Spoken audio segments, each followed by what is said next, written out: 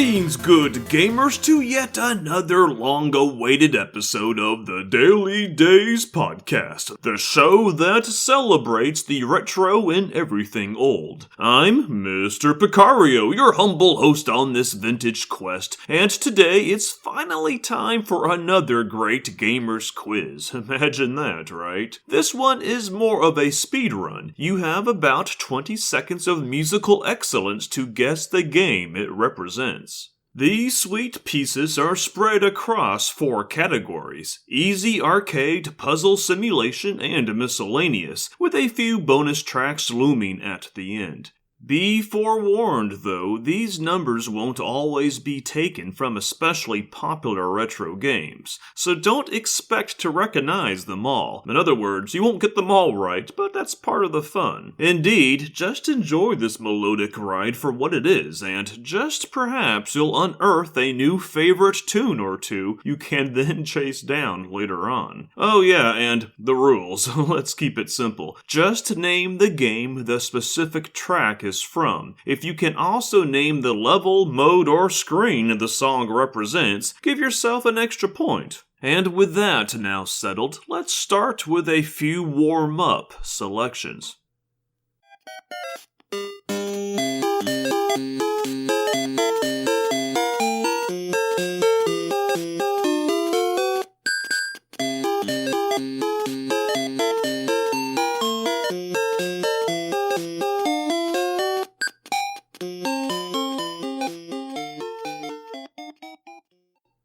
That wasn't too tricky, I hope, as that one is a classic. Anyway, keep your ears sharp because I'm going to play 4 more now back to back. After the 5th one is played, we'll go back and review all 5. That way, you can tally your points before we move on to the next selections. Are you ready? Here goes.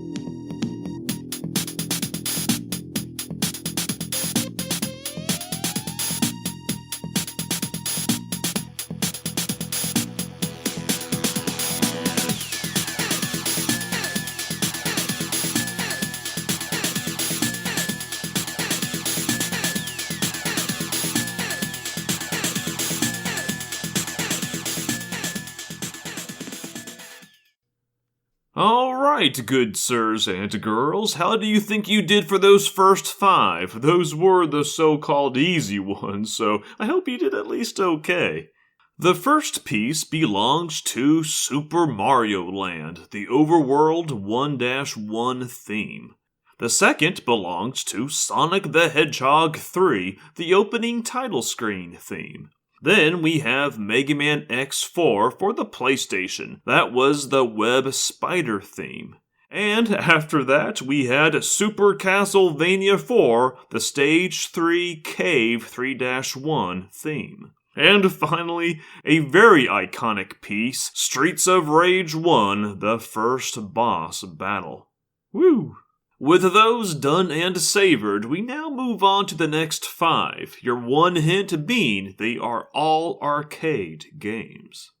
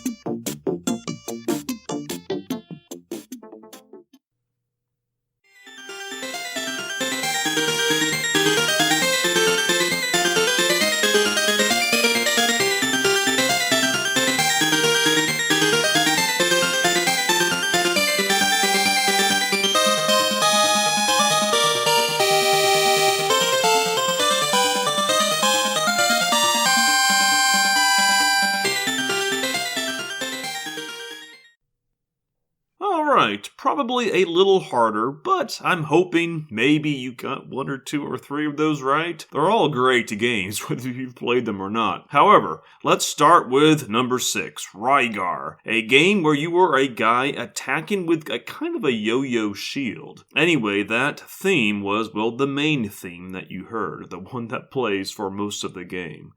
Number 7 was 1943, the Battle of Midway, a fun and classic overhead shooter taking place back during World War II.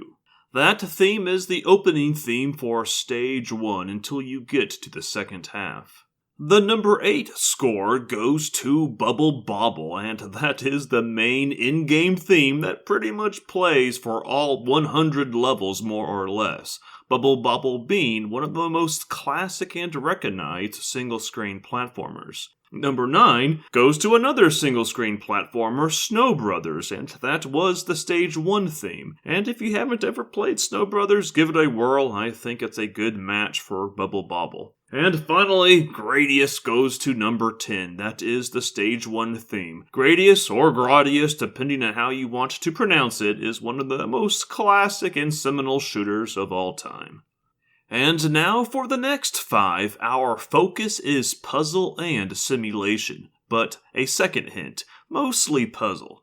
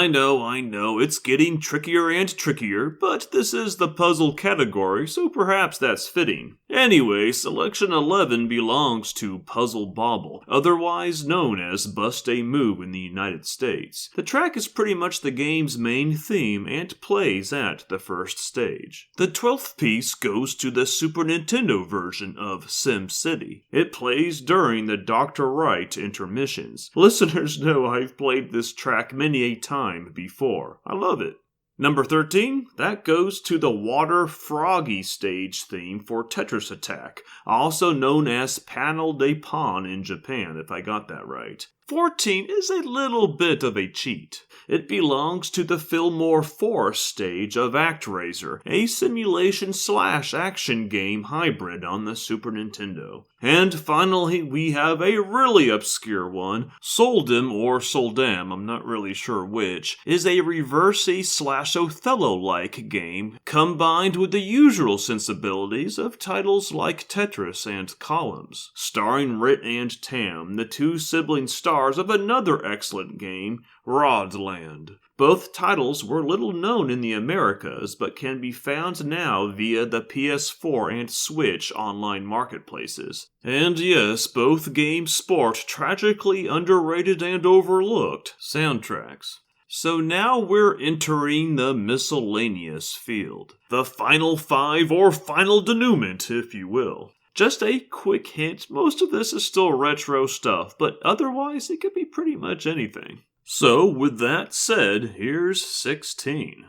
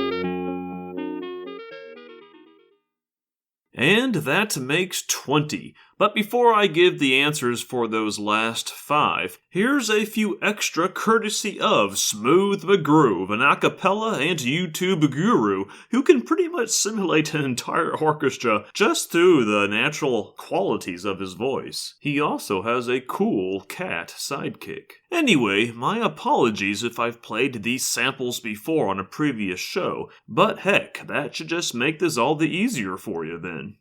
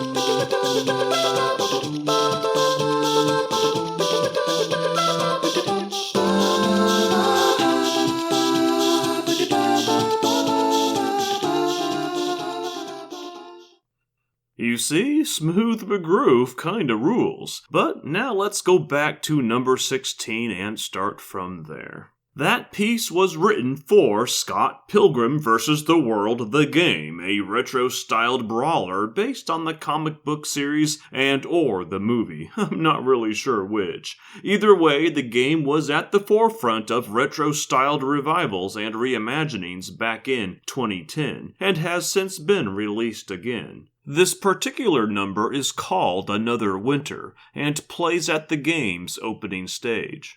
As for number 17, I hope that wasn't too hard. That track goes to Ghosts and Goblins, the first in the storied Ghouls and Ghosts series. It's the Stage 1 theme. After that, we have Mickey's Castle of Illusion, a Sega Genesis favorite, although I used a snippet from the 2013 remake. It's the melody for Act 1's Enchanted Forest.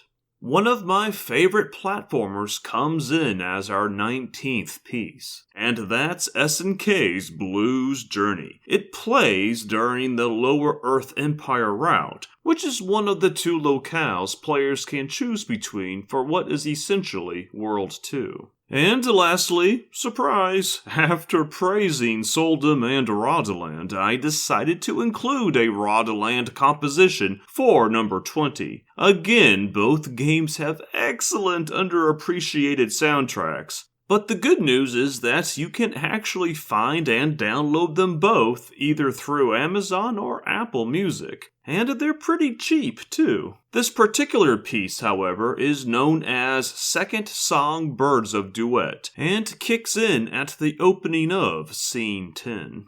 As for Smooth McGroove, you were treated here with his renditions of The Legend of Zelda, The Wind Waker's sailing/overworld theme, plus the composition for the original Sonic the Hedgehog Starlight Zone. His music can be found on YouTube, Apple, and elsewhere. And no, he is not a sponsor of this show. He doesn't even know I exist. But I am a fan of his and am happy to share some of his better stuff, just in case you might be interested.